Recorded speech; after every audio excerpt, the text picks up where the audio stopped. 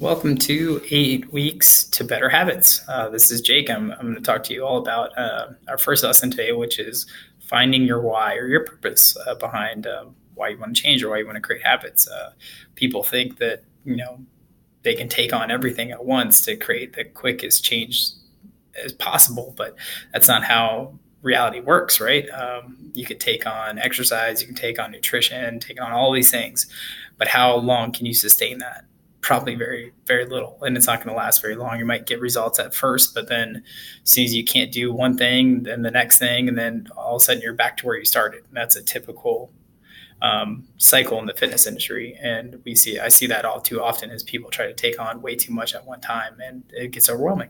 So this is why I wanted to create this series, is to help you guys kind of sort out what the big things are that will help you sustain these what I call big rock habit changes for long periods of time. But first, you have to talk to your emotional sides. There's two parts to your brain, right? You have an emotional side to your brain, and you have a rational side of your brain, right? Your emotional is kind of your think of it as like an elephant. And then your rational is more the rider of that elephant. So you want to speak towards your elephant so the rational brain can come in, direct the elephant in the right direction.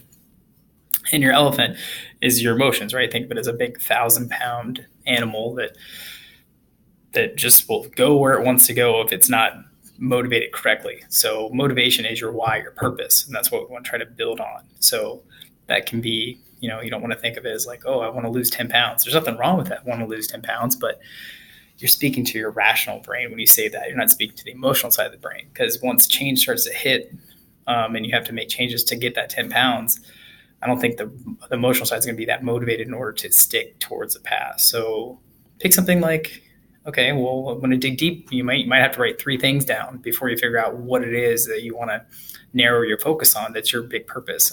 Usually people come to things like, well, I just want to be around to see my grandkids, or and I would love to be able to just confidently be on the beach and not feel like I have to, put on a t-shirt or something like that. Something more meaningful to you, that can be more long-term based. That's all.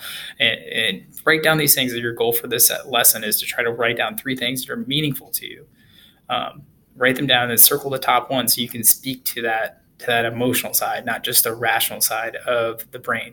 And this will get your motivation going to stick to these habits in these next 8 weeks. But without this, I don't think you're going to fall short. So this is the most important exercise you can come with, because it's going to motivate you through the harder times when we start to develop more change through this 8-week course that I'm putting together. So yeah, this is the start of it. If you want to read some more material, try to get your brain going. The books that I've read upon this topic are Switch, which is Dan Heath Chip. It discusses that animal, the elephant, and the rider being emotional and rational sides of the brain. That's where I got that concept from. And then also Simon Sinek, Start with Why.